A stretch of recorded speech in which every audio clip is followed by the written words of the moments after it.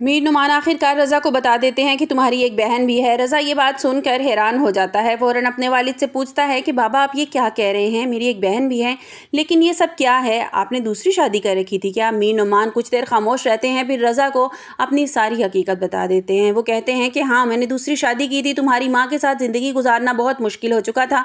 इसके रवैये बर्दाश्त करना और इसकी मुदाखलत मुझे इस हद तक ले आए कि मुझे दूसरी शादी का फ़ैसला करना पड़ा। रज़ा ये सुनकर परेशान हो जाता है। मीर नुमान से बताते हैं कि दूसरी शादी से मेरी एक बेटी पैदा हुई, लेकिन बदकिस्मती से बेटी की पैदाइश के बाद इसकी माँ इस दुनिया से रुखसत हो गई। ये सुनकर रज़ा कुछ देर के लिए खामोश हो जाता है। उसे यकीन नहीं आता कि इसके वालिद इतने सालों तक इतनी बड़ी हकीकत छुपा कर रखी है।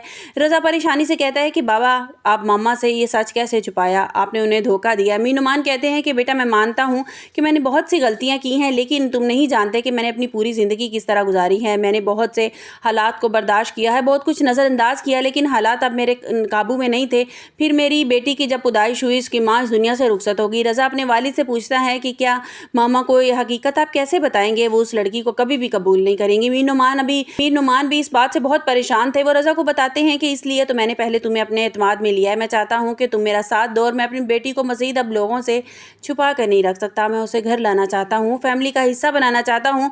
बस मुझे तुम्हारी माँ के गुस्से का डर है, पता नहीं उसका रिएक्शन क्या होगा इस लड़की को देखकर। रज़ा अपने वालिद की बात सुनकर सोच में पड़ जाता है और इसे पहली बार एहसास होता है कि घर में एक ऐसी हकीकत सामने आने वाली है जो पूरे ख़ानदान के रिश्ते को बदल कर रख देगी।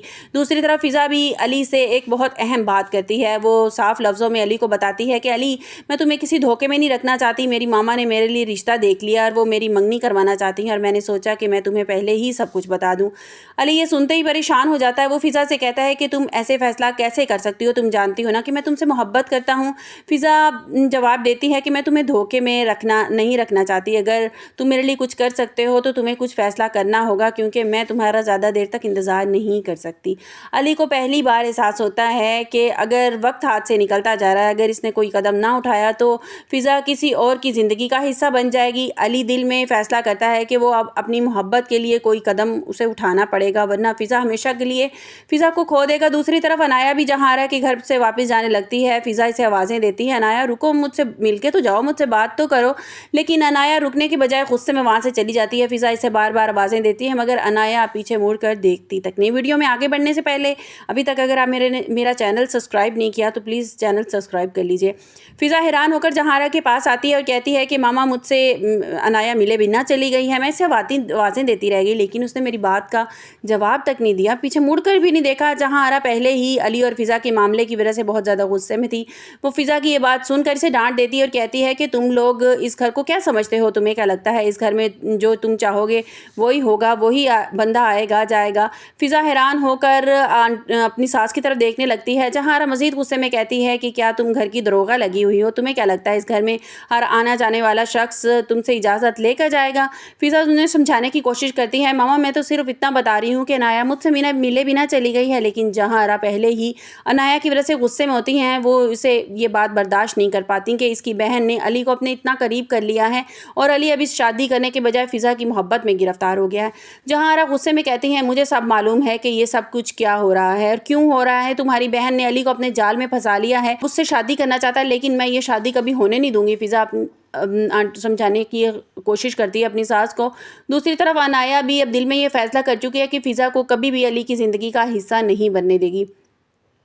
अब मामला सिर्फ फ़िज़ा और अली की मोहब्बत तक महदूद नहीं रहा, बल्कि मीर नुमान अपनी छुपी हुई बेटी को घर लाने के बारे में फ़ैसला कर चुके हैं। रज़ा को हकीकत मालूम हो चुकी है, फ़िज़ा की मंगनी की बात आगे बढ़ रही है और जहारा अभी इस बात से बेखबर है कि शोहर की ज़िंदगी का सबसे बड़ा राज इनके सामने आने वाला है। अब सवाल यह है कि मीर नुमान अपनी बेटी को घर ले आएंगे और जहारा का क्या रद्द अमल होगा, और क्या रज़ा अपने वालिद का साथ देगा, और क्या फ़िज़ा की मंगनी रुकवाने के लिए वाकई कोई बड़ा कदम उठाएगा। अब टाइम है स्टोरी को थोड़ा एक्सप्लेन करने का।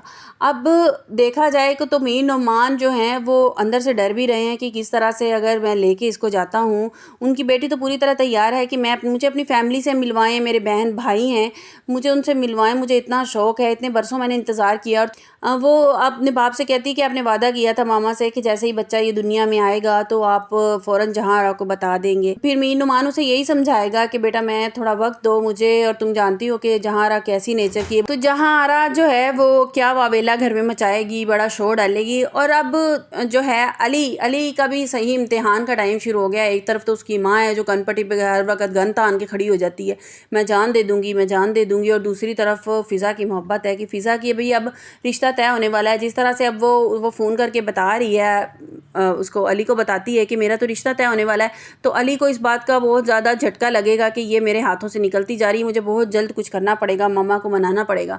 اور دوسری طرف دیکھنے میں پہلے بڑی معصوم عنایا لگتی تھی، جیسے ہی علی نے اپنے دل کی بات اس سے کر دی ہے تو وہ اور زیادہ شاطر بن گئی ہے، تیز بن گئی. جس طرح سے اس نے فضا کو بلا کے اس کو ذلیل کیا اور اسے یہ جتانے کی کوشش کی کہ میں تو بڑی امیر کبیر ہوں اور تم میں تو ایسی کوئی خاص بات نہیں جس کی وجہ سے علی تم پہ مرتا ہے. تو وہ میں بھی کہ آج کل کے ایپیسوڈ میں دکھایا گیا کہ وہ جہاں سے ملنے کے لیے آئی ہے تو وہ ضرور کوئی اس کے پلاننگ نہ کرنے آئی ہو کہ مجھے علی نے بتا دیا ہے. کچھ اس طرح کی بات سامنے آئے کہ مجھے علی نے بتا دیا لیکن میں پیچھے ہٹنے والی نہیں ہوں، میں علی کو حاصل کر کے رہوں گی اور عائزہ کو اس کی زندگی سے نکال کے رہوں گی. کچھ نہ کچھ اس طرح کی کھچڑی اس نے ضرور پکائی ہوگی جو وہ غصے میں نکل کے چلی گئی ہے. آپ لوگوں کو کیا لگتا ہے کہ کیا میر نعمان کو ابھی بتا دینا چاہیے اپنی بیٹی کے بارے میں یا تھوڑا سا ویٹ کرنا چاہیے؟ اور علی کو کیا کرنا چاہیے؟ اپنی ماں کی مرضی سے شادی کر لینے چاہیے، عائزہ کو بھول جانا چاہیے، یا کوئی سٹیپ اٹھا لینا چاہیے عائزہ کے لیے؟ جو ہوگی دیکھی جائے گی. اس کی ماں کی تو عادت ہی بن گئی ہے کہ وہ کچھ بھی ہوتا ہے تو کن پٹی پہ گن تان کے کھڑی ہو جاتی ہے ساروں کو دھمکانے کے لیے.